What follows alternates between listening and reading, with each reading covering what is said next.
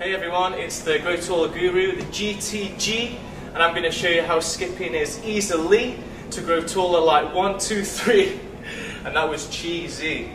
Anyway, yeah, basically today's video is about skipping. I'm sure you've all seen videos, oh, skipping helps you grow taller, but no one really tells you why. I just want to go into a few details why skipping is good for growing taller. Basically, skipping is really high intensity, and as you may have seen or read, high intensity cardio promotes the release of growth hormones. So that's the main reason why skipping is good for growing taller. The other reason is that because you're jumping up and down, up and down, up and down, is that you're telling your body, oh, I want to grow taller, I want to be taller. If any of you follow something like a vertical jump kind of program, you'll know that encouraging the body to grow taller is promoted by just jumping up and down, maybe like how basketball players reach for that net, etc, etc. Anyway, there's a few things you need to know before you start skipping. Obviously, there's all different kinds of ropes and stuff.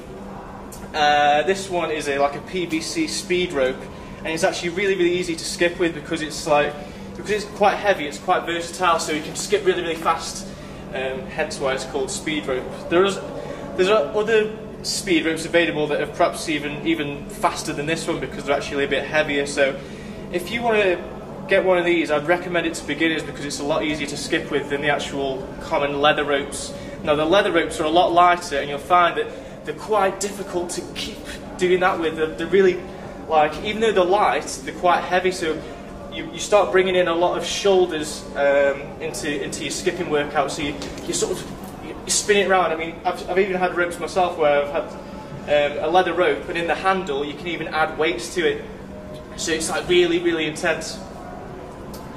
So yeah, make sure you get yourself a good speed rope to start with, especially if you're a beginner, because you're going to find it quite hard. Another thing is whereabouts you're skipping. Now this is a studio in a gym, and this is absolutely perfect because it's got a wooden floor. It's really good for bouncing with. I think underneath the wooden floor there's actually a bit more cushioning, so it's really easy to move around. And I know a lot of people won't have access to a gym, so you might be skipping maybe at home or maybe even on hard solid concrete, but where you can, try and get a softer surface, because skipping in itself is a low impact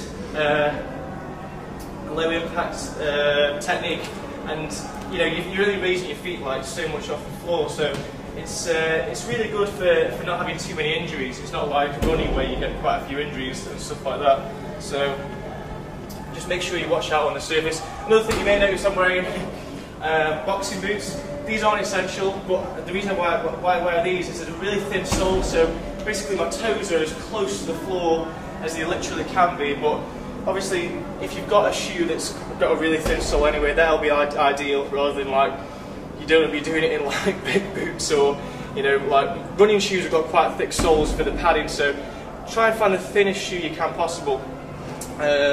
Also, skipping is great for a warm-up. If you're doing a warm-up before you're stretching, it's really good as a warm-up. I'm just going to demonstrate some techniques anyway. I think a lot of you are maybe going to be starting skipping, and you're going to start doing things like this. 1, 2, 3. You might be raising your legs really hard. I know this is how I started. But from there, you can quicken the skips up. You can sort of go from side to side. Just keep up the rhythm. And then you can progress even more by putting your right leg and left leg forwards, backwards. It's like you're bouncing on one foot, but you're moving the other foot forwards and backwards. It might take you a while. You see a lot of boxers do this one. It's like coordination and balance. And then when you go even more advanced, you can see if I can do that. You can go crossover and then alternate which way you cross the arms. So right over, left up. I knew I'd do it. Left over, right over. And then we move your side to side, hitting the roof. And then maybe if you're really advanced, then you can even do this. Skip backwards. Let me get it ready. And back forwards. But that's only for the really advanced ones. No, I'm not saying I'm the best at skipping. Far from it. There's plenty of other skippers greater than me, but from going from someone who was starting off like this, well, I think I've come a long way. But it just takes time, guys. It just takes practice. And don't be embarrassed, man, because everyone's got to start somewhere. So what I recommend is, if you're going to start skipping, basic, I'd do 20 minutes skipping, 1 minute skipping, 1 minute rest, 1 minute skipping, 1 minute rest. Maybe do that for 2 or 3 times a week for 20 minutes.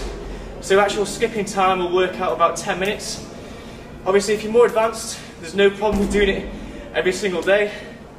Or even if you want to do it before your stretching exercises to get yourself warmed up.